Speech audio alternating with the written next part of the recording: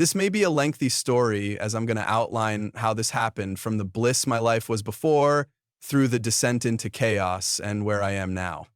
I, 38 MS, had at one point amassed over $500,000 in a retirement account with over $100,000 in cash in my checking account. To start, many of you will immediately wonder how I even got in that situation. So let me give a little backstory. I'm an IT professional with a background in software engineering, although currently in management. I make six figures and have since I was in my late 20s. I'm generally frugal, save way more than the average person, and don't buy a lot of lavish things. I keep to myself most of the time, go out on occasion and buy quality on the things I use the most, but don't overindulge. Doing this has led to a happy and generally successful life where I never had to worry about losing my job for even a year, much less where my next meal was coming from. I always knew that if shit really hit the fan, I had enough money to survive for years. I've always enjoyed the occasional casino trip, probably more than my friends, but it was never really a problem. That is until mid last year. I was a casual gambler playing mostly parlor table games when one day I went to the casino with $600 and sat down at an Ultimate Texas Hold'em game where I proceeded to win non-stop for hours. I continuously upped my bets and kept winning. Eventually, I was betting table max $3,000 altogether with the various bets, and the table was drawing attention. I was on a high. Everybody was winning because the dealer was just losing, and I was winning the most. A straight, followed by a full house, followed by another straight and another full house.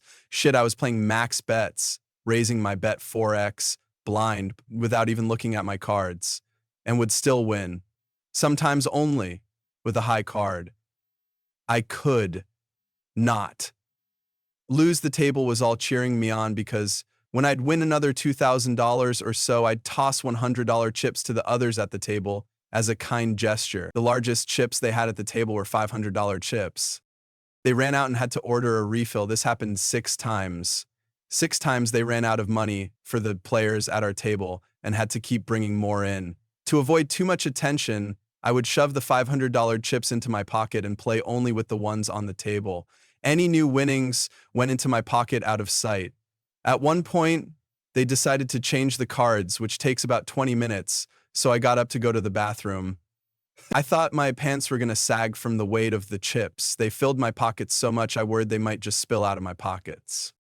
I later found out that the pit bosses were getting calls from security asking them to keep an eye on me because they were suspicious that I might be cheating, and they said the security reviewed the footage of that night for days afterwards, trying to see what was going on. When I finally stood up from the table, I had won over $30,000 from my original $600 buy-in. That was a high I didn't know was possible. I could buy a car with that or for anything I wanted, really, but then I already could. There was nothing I wanted that I couldn't already have bought. The $30,000 didn't matter. I found out later that because I was betting so much for so long, my tier status went to the highest level, and that came with tons of perks like a free cruise, free golf trips at a local private club, and over $3,000 in food comps, which were valid at even the fancy casino restaurants like their steakhouse. I would eventually treat all my friends to multiple fancy dinners with this money. With nothing I wanted to spend the money on, I decided to go back again the next weekend. This time I played slots and table games, all sorts of things, and again won more. Everything I touched won. Slots were paying me, hand pays, right and left. People recognized me from before and would stop to hear the story. I won another $20,000 over the course of the month, mostly on slots, with bets ranging from $5 to $60 a spin. It was all cash, literal paper cash in my closet in $10,000 bundles, just sitting there with no purpose other than to be used on more casino trips.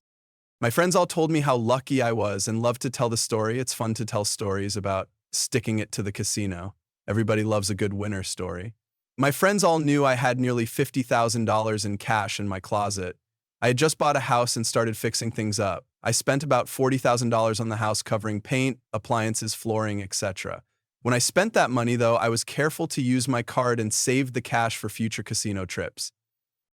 In the weeks that followed, I'd slowly lose more and more of that $50,000 wad of cash. It became $40 K, then $35 K. And I kept thinking, oh shit, if my friends ask to see the cash, I'm going to need an excuse for why I don't have it anymore.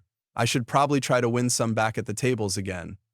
Which I know just as well as you do now, that this is a ridiculously stupid thing to even think, much less attempt. Eventually, my mom would fly into town to visit me, and she lives in a state without casinos and enjoys going as well. She mentioned over and over how she couldn't wait to go to the casino and see how lucky I am. I had to make up an excuse for why I didn't have all the money I told about in my stories. I felt guilty and dirty lying about something as trivial as losing $15 K, but I didn't want anybody to know I gave some back like an idiot. Caving in to this feeling of shame and accepting my willingness to hide it would ultimately be my downfall. After my mother left, I had no other people to be accountable to. The casino offered me $250 every week and $250 every weekend in free play.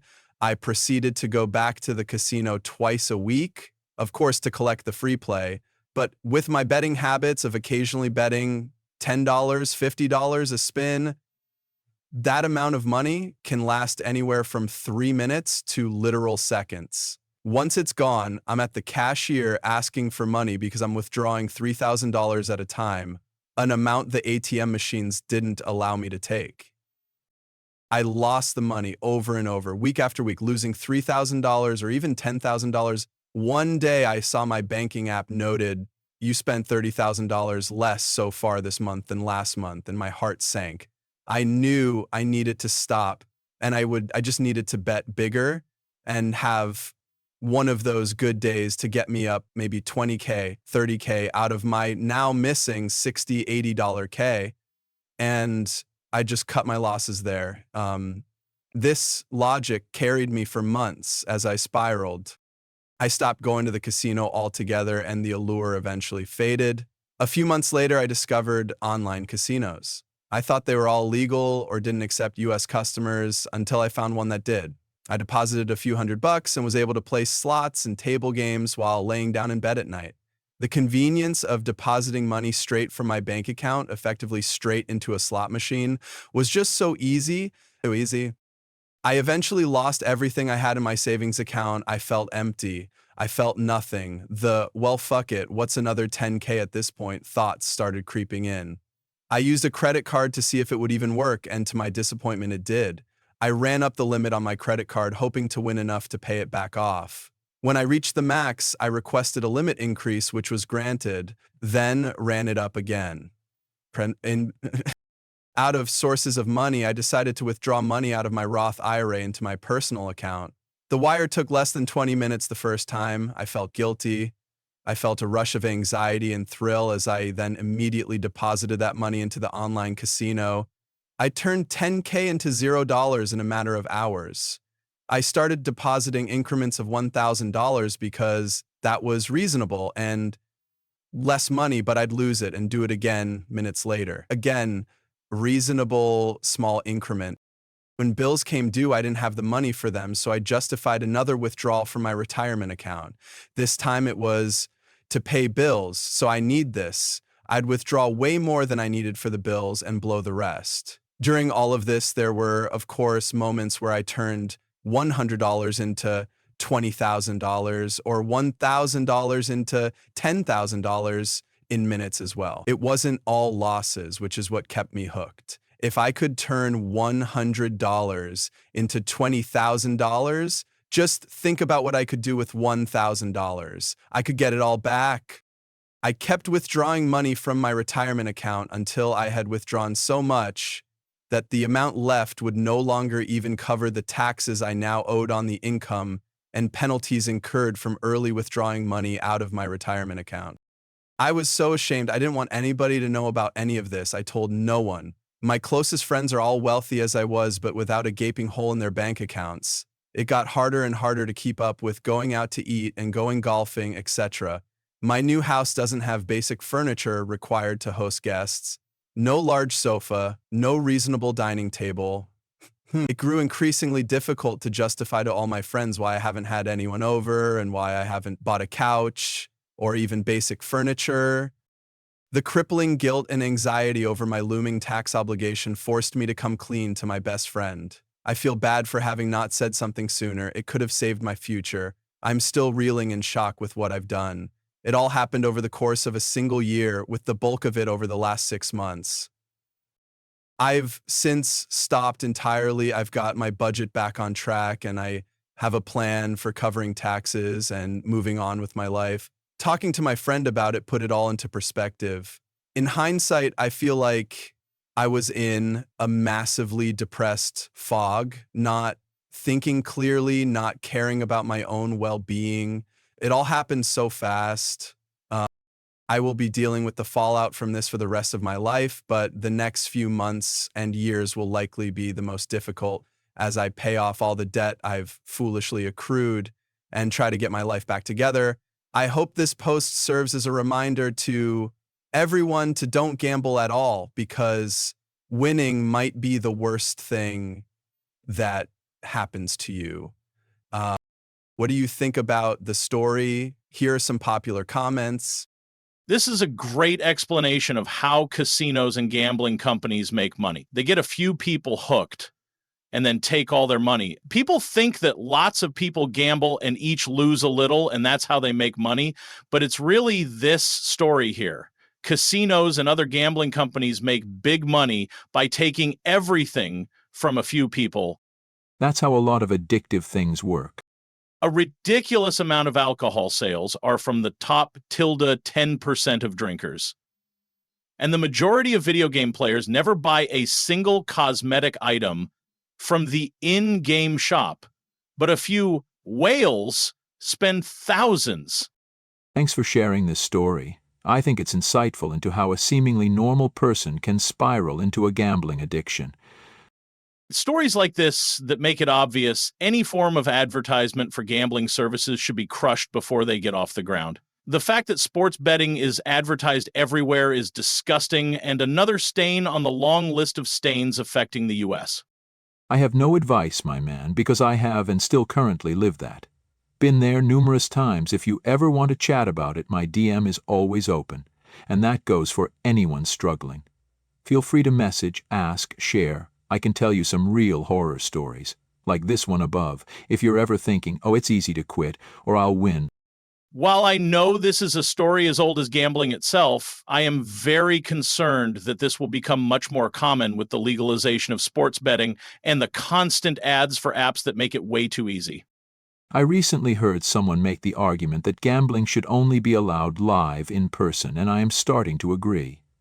It's one thing to make a vice legal, and it is another to make it convenient. You should not be allowed to gamble your life savings away on a slot machine through your cell phone while laying in bed. As far as public policy goes, we are batshit crazy for allowing unrestricted online gambling as we do today. And don't even get me started on the advertising, which 100% should be banned. I'm so sorry that happened. Gambling addiction is terrifying. There's such insidious tactics that casinos will use to hook you once you're ready to walk away. You're not alone in falling prey to that. Everyone has some addiction out there in the world that fits their brain like a square block in a square hole. And when we stumble on it, you could have been manic. You need treatment. If you have it and don't get help, you could be at risk for another episode at any time in the future, even years later. And they can last from weeks to years. Often they come suddenly and without warning. When you're manic, the last thing you are capable of doing is controlling your impulses or thinking rationally. No matter how well you feel in this moment, how much it feels like you cannot repeat this mistake. This is no joke. People with bipolar have crazy high rates of jail time, institutionalization, death, and suicide. At the very least, you have a crippling gambling addiction and you could relapse at any time. You need to plan for when an episode or relapse happens. Learn to identify the early signs of problems. Learn coping skills. Build a support network of people who know and are willing to help when you need it, etc. Doing something that extreme for so long is the biggest red flag you could have, even now when it seems like it's entirely behind you. I've been in an incredibly similar situation before, which has made me take my mental health way more seriously. I'd be so screwed without diagnoses and treatment. Please DM me if you want more details about my struggles. I've been fighting my demons for a long time now. I personally know a person that destroyed their life due to gambling addiction. These casinos prey on people is sick. Comps, trips, drinks, anything to keep them coming back is sick. And just remember, most casinos now in the US are publicly traded corporations. It's sick. And the problems are only going to get worse with online gaming and sports betting apps. Already seeing stories of teens getting hooked, and the advertising targets mostly young men. Casino advertising should be banned like cigarettes. Time to block yourself from any gambling website and casino mate. This is either a very expensive lesson or the first step to become homeless. Consider doing this. Where are you from? Search and apply for a self-exclusion scheme in your state. Download and install an online casino blocking software. Block your casino accounts, send an email to customer service. I'm so glad I haven't ever gotten hooked on gambling. I felt the rush the first time I gambled. I bet $20 at a slot machine and won $60. I then lost it all in less than 2 minutes. Never again. I have so many friends who do sports betting. I see their huge parlay wins on Facebook and think, hey, I can do that. But I have to remind myself, people don't ever share what they lose as much as what they win, and that keeps me from doing it. Typically, the casinos love when a table gets hot and everyone is winning and cheering on an adrenaline high. As long as there's no cheating involved, they consider it a loan, and most gamblers eventually will pay it back with interest. That's why they comp you all the free stuff, keep you coming back. Tragic story, but it sounds like you are young enough where you can earn it back. Gambling, especially online gambling and slots, is just the lamest thing to become addicted to. I don't want to be mean, but from the outside, it just looks sad. What even is the buzz other than the slight hit of endorphins when you win something, whilst losing overall? That $500K in cash, had you wanted to blow it just having fun, could have been spent on a holiday around the world with plenty to spare. It's easy to read this and think, what an idiot.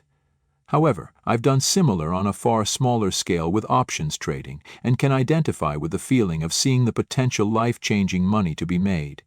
But, like everyone knows, the house always wins. I hope you can recover from this and still enjoy life. One of my good friends just passed away suddenly from cancer. You experienced tragic losses from gambling addiction, but you're alive. Time to turn to a new page. Fresh start. Whatever you do, don't gamble to try to win it back. Sorry, man, I've never had a gambling problem, but I had a drug problem, so I'm familiar with the thought patterns and desperation.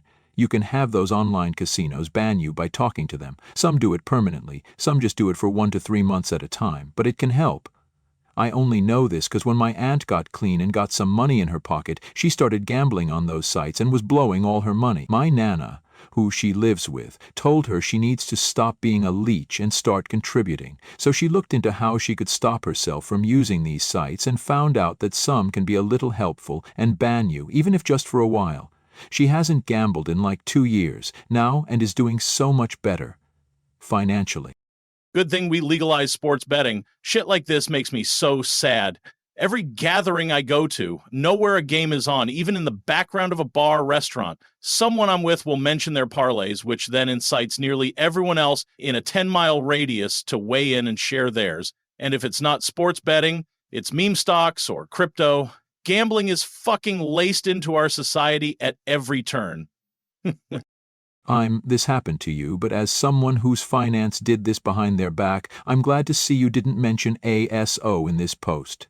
Gamban is an @UK app you can put on your phone, and depending on your state, you can put yourself on an exclusion list. It may be hard, but tell a couple friends. You'll need the emotional support. Gamblers Anonymous is also very helpful. Best of luck to you. Remember this and don't go back. You can still turn your life around. My dad told me his boss had a gambling addiction after building a company that was doing real well. It was a construction company where most people contracted to him and really ran the jobs, and it was a beneficial relationship for everyone. But the contractors, being good contractors, are what really made the business successful. He told me one day the boss came into work and had $100,000 chip that wasn't even worth cashing in because he was just going to go back to the casino. Then my dad went on a mini rant about how the boss never paid him a penny more than he was owed. My dad didn't expect that as they agreed to terms, but when he sees this guy never giving a bonus or thanks for all the hard work type payment to the people making him rich, but will happily just hand over $100,000 to someone else, it really can rub you the wrong way. Really helped form my view on gambling as a complete waste and almost inherently insulting to people around you.